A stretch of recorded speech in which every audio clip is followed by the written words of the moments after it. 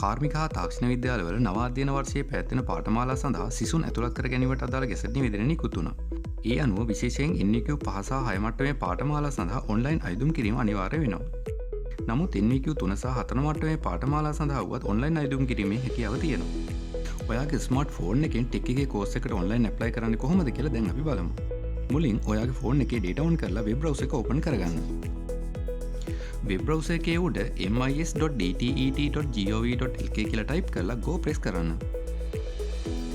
එතකොට ලෝඩ් වෙන web page එකේ පහළට ගිහින් ඔන්ලයින් ඇප්ලිකේෂන් සිලෙක්ට් කරන්න. ඔයාට මෙහි මැසේජ් එකක් આવුත් බය වෙන්න එපා. පහළින් තියෙන ඇඩ්වාන්ස් බටන් එක ප්‍රෙස් කරලා proceed to කියලා තියෙන මේ link එක ක්ලික් කරන්න. මේ තියෙන ඔන්ලයින් ඇප්ලිකේෂන් ෆෝම් එක. මුලින්ම ඉන්ස්ටිටියුට් කියන තැනට ගිහින් Tamanට පහසු කාර්මික හෝ තාක්ෂණ විද්‍යාලය තෝරන්න. ඊට පස්සේ National Course Code යටතේ ඇති course list එකෙන් Taman කැමති පාඨමාලාව තෝරන්න. ඊට පස්සේ රතු පාට තරු ලකුණක් දාලා තියෙන අත්‍යවශ්‍ය තොරතුරු ටික පරිස්සමෙන් නිවැරදිව ඇතුළත් කරන්න. ඔයා එන්ටර් කරපු ඩීටේල්ස් ටික තව පාරක් චෙක් කරලා පහළින් තියෙන save and enter O level result button එක ක්ලික් කරන්න. දැන් අප සාමාන්‍ය පෙළ විභාගයට පෙනී සිටි අවුරුද්ද සහ විභාග අංකය ඇතුළත් කරලා ඒ විෂයට ඔබ ලබාගත් ප්‍රතිඵල drop down මෙනුවෙන් තෝරන්න. විෂය 9ම ප්‍රතිඵල ඇතුළත් කළාට පස්සේ පහළින් තියෙන add result and go to A level result button එක ක්ලික් කරන්න. දැන් උසස් පෙළ විභාගයේ තොරතුරු සහ විෂයන්ට ලබාගත් ප්‍රතිඵල ඇතුළත් කරන්න.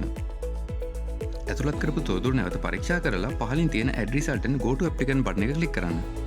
ඇතුළත් කළ තොරතුරු සේව් කරලා නැවත මුල් පිටුවට යාමට අවශ්‍යද කියලා අහන මේ මැසේජ් එක ඕකේ කරන්න. එතකොට ඔයාගේ වෙබ් බ්‍රවුසර් එක ඇප්ලිකේෂන් ෆෝම් එකේ මුල් පිටුවට රීඩයිරෙක්ට් වෙනවා. මේ වෙබ් පිටුවේ පහළට ගියාම added successfully කියලා කොළ පාටින් මැසේජ් එකක් තියෙනවා. තොරතුරු ඇතුළත් කිරීම සාර්ථකයි කියලායි ඒ කියන්නේ. දැන් වෙබ් බ්‍රවුසර් එක ක්ලෝස් කරන්න. ඔයාගේ ඇප්ලිකේෂන් එක කාර්මික අධ්‍යාපන හා පුහුණු කිරීමේ දෙපාර්තමේන්තුවේ තොරතුරු පද්ධතියට සාර්ථකව ඇතුළත් කළ බවට තහවුරු කරමින් DTET MIS නමින් SMS පණිවිඩයක් ලැබේ. අදාළ විද්‍යාලයෙන් සමුග පරීක්ෂණය සඳහා කැඳවීමක් ලැබෙන තුරු රැඳී සිටින්න.